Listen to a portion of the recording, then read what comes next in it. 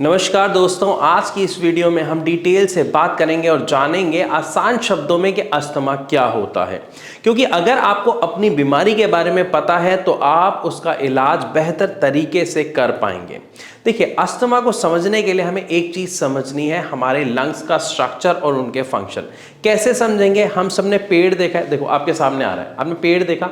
अब इस पेड़ को उल्टा कर दो, यानी तना ऊपर और जो पेड़ है, जो पत्तियों वाला हिस्सा है वो नीचे। ये सेम स्ट्रक्चर है हमारे लंग्स का, हमारे फेफड़ों का। अब इसमें प्रोसेस क्या होता है? जो पेड़ में प्रोसेस हो रहा है सेम वही प्रोसेस हो रहा है। हम मुंह से, नाक से सांस लेते हैं और हमारी ये सांस आगे हमारे ब्लड में ऑक्सीजन को लेके जाती है। कैसे? मैं डिटेल से थोड़ा सा समझाने की कोशिश करता हूँ। जब हम सांस लेते हैं तो ये हमारा जो एयरवेज होते हैं आगे जाके दो हिस्सों में बंट जाते हैं, जिसको हम ब्रोंकी होल्स और ब्रोंकाई बोलते हैं। और आगे जाके इनके जो एंड होते हैं उसमें एयर सैक्स होते हैं, यानी गुब्बारे नुमा एक चीज होती है, आप ऐसा समझ लें। और सेम इसी तरीके से पेड़ में अगर देखें तो तने से जो भी खाना है, जो भी पानी है, वो पौधों के लिए जाता है और उसके बाद आगे जाके ये शाखाओं में बढ़ जाता है और उन शाखाओं पे जो पत्ती होती है वो ऑक्सीजन बाहर एटमॉस्फेयर में छोड़ती है और एटमॉस्फेयर से कार्बन डाइऑक्साइड लेती है। सेम इसी तरीके से जो हमारे एयर सैक्स होते हैं, यानी जो बलून जैसी चीज होती है, वो काम करती है हमारी जो सांस अंदर जाती है उससे जो ऑक्सीजन आती है उस ऑक्सीजन को ब्लड में पहुंचाने की और ब्लड में से कार्बन डाइऑक्साइड को बाहर लाने की।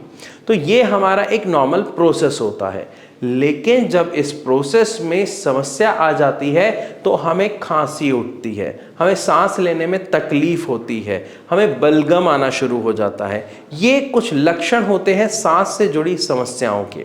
लेकिन अगर हमें ऐसा देखने को मिलता है कि हमारी सांस ज़्यादा फूल रही है, थोड़ा सा चलने पर, थोड़ा सा काम करने पर हमारी सांस फूल रही है या हमारी सांस चढ़ जाती है, हमें पसीने आने शुरू हो जाते हैं, हमें घबराहट होती है, इसी के साथ साथ बलगम वाली खांसी बनी रहती है, छाती में जकड़न जैसा महसूस होता है, सीटी जैसी आवाज़ आती है सांस लेने में और रात को ये समस्या काफ़ी ज़्यादा बढ़ जाती है, तो ये सभी लक्षण होते हैं अस्थमा के, यानी दमा के। तो अब हम बात करेंगे कि ये जो दमा की समस्या है, जब नॉर्मल प्रोसेस सांस लेने का चल रहा है, ऑक्सीजन हमारे बॉडी में जा रही है, ब्लड में जा रही है, कार्बन डाइऑक्साइड वापस आ रही है, तो किसी भी व्यक्ति को अस्थमा होता क्यों है, कारण क्या है उसके पीछे?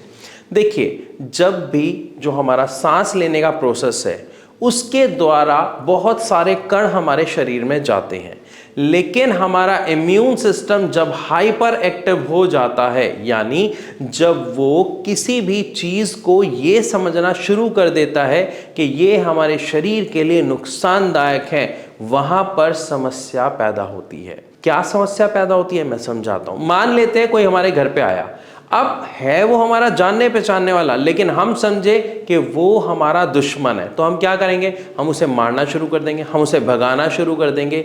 यही काम हमारा इम्यून सिस्टम करता है। कैसे करता है? बस ये अगर आपने समझ लिया तो आपको समझ आ जाएगा कि दमा आखिरकार होता क्यों है, हमें सांस लेने में तकलीफ का सामना क्यों करना पड़ता है। जब भी हमारा इम्यून सिस्टम हाइपर एक्टिव होता है और उसे ऐसा लगता है कि सांस के द्वारा कोई धूल का कण, कोई मिट्टी का कण, कोई केमिकल, या जैसे जब फसल वगैरह कटती है वो कोई रेशा धूल में मिलके आ जाता है, तो हमारा इम्यून सिस्टम हाइपर एक्टिव होकर उसे बाहर निकालने के पीछे लग जाता है।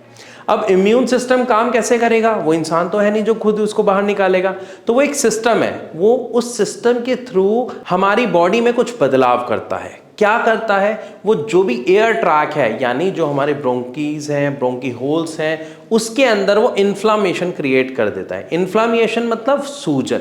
तो जो सांस लेने की जो नली है उसमें जो जगह थी सांस लेने की, इन्फ्लामेशन यानी सूजन होने की वजह से वो जगह कम हो गई और उसके बाद वो म्यूकस प्रोड्यूस करना शुरू कर देता है। म्यूकस यानी बलगम बनाना शुरू कर देता है, इसीलिए खांसी के साथ हमें बलगम आता है। क्यों? क्योंकि उसका ये प्रोसेस होता है कि बलगम के साथ वो कण चिपकेगा और खांसी के द्वारा बाहर निकल जाएगा।